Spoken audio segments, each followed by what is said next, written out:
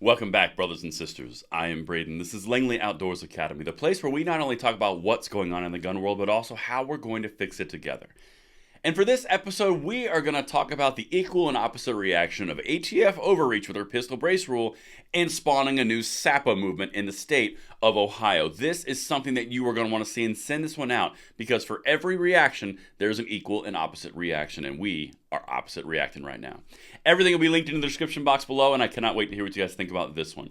And if you are new or you're a returning viewer, please consider hitting that like button, subscribing to the channel, and make sure that notification bell is on. We need as many of you as possible to get in here with us in the trenches to pass the blessing of the Second Amendment along to the next generation through great information like this. Thank you so much in advance for your consideration, and today's content is brought to you by BattleCat Co. Now, BattleCat Co. is a merch brand for the warrior class out of Virginia. This is made in the United States. They support the concept of being an asset to our country, communities, friends, and families. Through lifestyle gear aimed at training and spreading the message of the 2A, BattleCat Co. is gear that makes a statement for your next day at the range or your everyday warrior wear. Please check them out. There's a link in the description box below, and I think there's something you might find over there to your liking.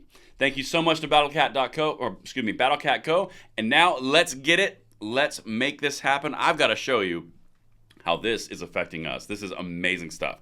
All right, so as I said, it is linked. Bill would stop state law enforcement from enforcing federal gun laws. Now, that sounds a whole lot like Missouri's SAPA movement. That also sounds a lot like the same SAPA movement that got ruled unconstitutional recently by an Obama judge. This is what's happening. They pushed and crossed the line. We are pushing back in the other direction. Now, the more SAPA movements that get out there, the more states that adopt it, the more it is likely to garner attention. It's the exact same thing as the assault weapons ban. The more assault weapons bans that are passed at state levels, the more that SCOTUS will pay attention to it. It's the same thing on this side. This is what it's all about. They push, we push right back. This is about creating the appearance of attention. Now, this is important because this one is targeted directly at the ATF Pistol brace rule overreach. Check this out. A bill that would stop Ohio law enforcement officers from enforcing federal gun regulations that are more restrictive than state law is drawing opposition from country prosecutors, chiefs, and police of mayors. So, same old. You've got prosecutors and chiefs and police authorities who say they want the federal assistance. And then you've got legislators who are saying, no, they're infringing upon the rights of their people in the Second Amendment. That's what you're dealing with here. But let's continue because this is important. Representative Gene Schmidt, Representative Loveland, called the proposed legislation a response to federal regulation she said infringes on the Second Amendment rights, which it does because they're targeting the ATF pistol brace rule infringement. Now listen to what this will do. Quote, "This is a straightforward bill that will ensure Ohioans' Second Amendment rights are not infringed. This bill eliminates references of the United States Code as they relate to gun laws in Ohio," Schmidt said in testimony. The ATF's recent attempt to curtail Second Amendment rights by classifying legal handguns as illegal short-barreled rifles was a clear overreach of the federal government against law-abiding citizens. This bill helps to stand against these unlawful rules by ensuring that Ohio gun law is the standard for those who reside in Ohio. So they're making it around Ohio state law versus the federal imposition of the executive bureaucracy of the ATF.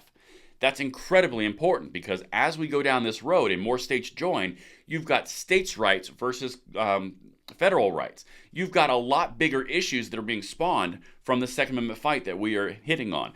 Tim and I discuss this on Second Legacy frequently. This is not just about the Second Amendment rights. This is about forcing a larger conversation on states' rights versus federal. This is a big fight, and you are living through some history. But let me show you something else.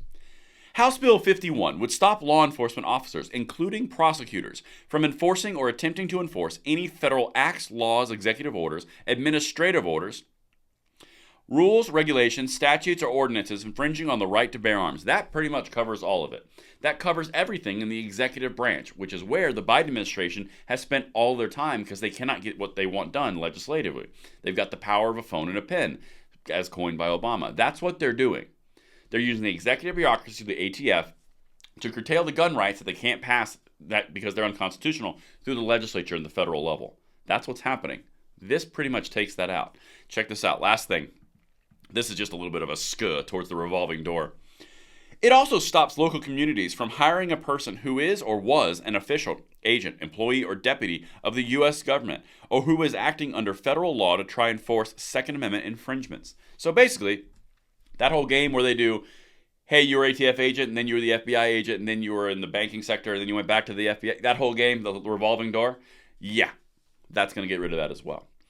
This is a little bit of a SAPA. This is a little bit of a don't touch my Second Amendment rights. There's a little bit of everything here and wrapped up with states' rights versus federal. Let me know what you guys think in the comments below, and I will see you on the next one. I'm Braden. See you later.